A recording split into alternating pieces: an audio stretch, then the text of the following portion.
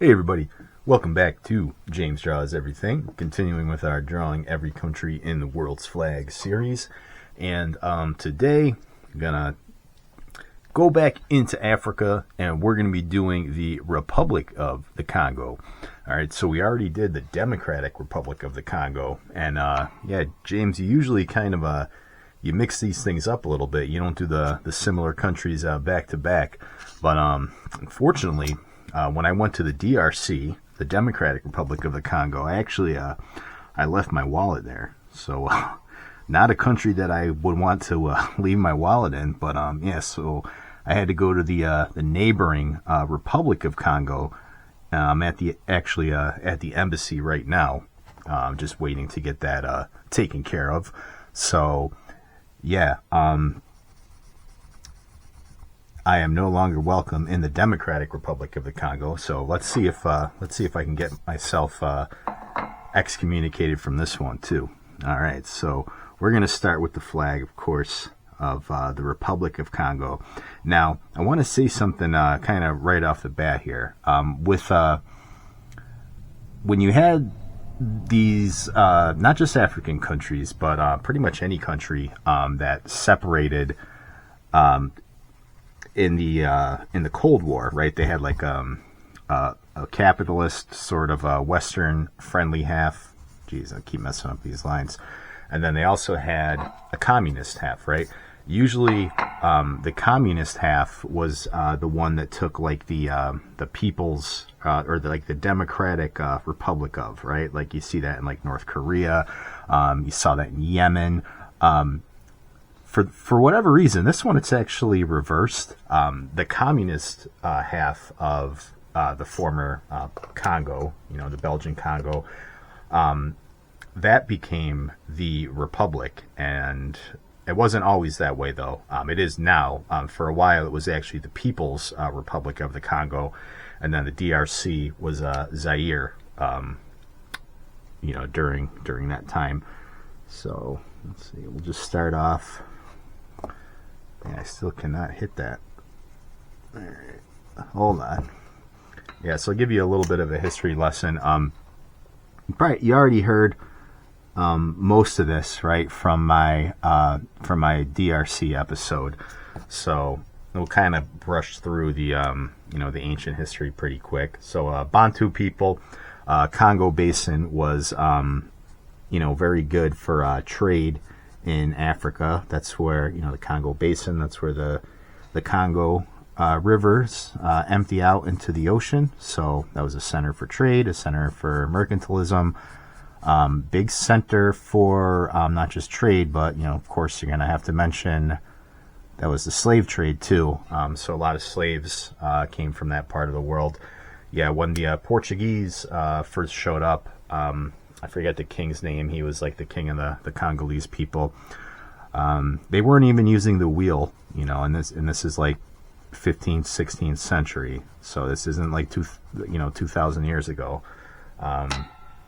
But, they brought technology there, technological, innovations like the wheel and also guns.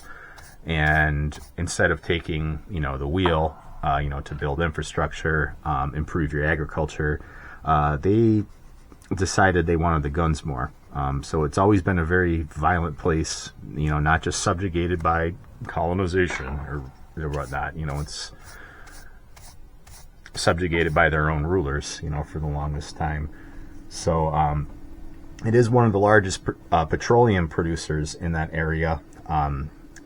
It eventually becomes under French rule, and in 1960, that's kind of the year for African independence. No different here. 1960 is when they achieve independence from France, and they become communist from 1969 to 1992. Okay, as the People's Republic of the Congo.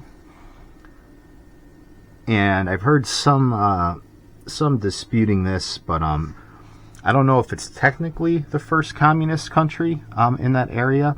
It is officially, I believe, though, the first Marxist-Leninist state, like officially Marxist-Leninist ideology, written into their constitution. It actually does say that, like, blah blah blah proletariat in the name of Marxist Leninism and all that. So that's the Congo. And to differentiate it from the other Congo, sometimes they call themselves Congo-Brazzaville. So, the other one's Congo-Kinshasa, Brazzaville, and Kinshasa, the respective capitals of those countries. Right? So if you ever get that mixed up, you can just always use the capital's name. Yeah, and so they, after independence, of course, it's just a lot of unrest. The French, they try to hold on for as long as they can, but that kind of, all that infrastructure and everything that they built, that pretty much collapses overnight when they leave. 1969 to 1992 they were communist. All right, so that's when they officially become the People's Republic of the Congo. And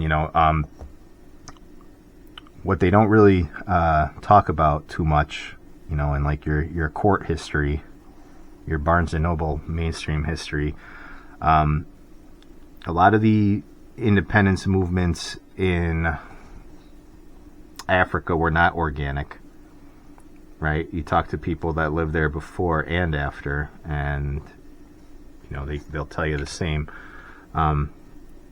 So it looks like I bled my marker a little bit there. I don't know if I'm going to be able to fix that. And here I am in the embassy too. I hope they're not watching me do this. Let's see. Anyway, yeah. So they're in after 1992, the Soviet Union collapses, and then communism kind of loses hold in the People's Republic of Congo. They do become the Republic of Congo, and Zaire becomes the Democratic Republic around the same time. So you have civil war until like 1997. It's a very urban African country. A lot of African countries, they're very populated in just very specific regions, and then a lot of the rest is either like deserts or jungles, depending on where you are. The Republic of Congo. I'm getting real confused with all these Congos. That's almost entirely an urban country, because again, that's where all the ports are, and again, very big oil-based economy. So it's a very urban population, a very young, growing population. Right, and as I've alluded to in other videos, it's going to be interesting to see how the 21st scramble for Africa is going to play out. Right, you have a lot of Chinese influence there. You do have some Russian influence, of course, Western influence. China, building a lot of infrastructure over there for countries that are kind of within their orbit. So let's just finish this off. This is the Republic of the Congo. All right, and then as far as the flag, as you can tell, it does have the Pan-African colors. The green represents the agriculture and the forest. The yellow, the friendship and nobility of the people. And the red is actually unexplained. It doesn't have like an official designation, but of course, the popular belief is that it represents that blood and independence of the people. All right, so now I'm going to guess here what the Congo's flag probably looked like under when they were communists, right? So the People's Republic of the Congo. We'll just give ourselves a little bonus content flag here. And let's see, I'm going to guess that it probably had the star, right? The People's Star, or whatever they call it. Does that star have a name? The official like Marxist Leninist organization. It probably had the hammer and the sickle.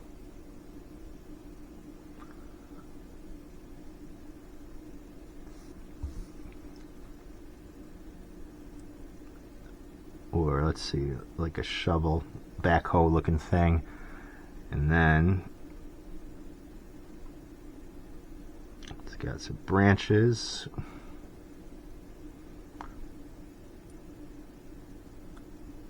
To kind of differentiate it from the Chinese one and all the other communist flags in the world. Workers of the world unite. And I'm just gonna guess that this is what it looked like. Okay, and then some green.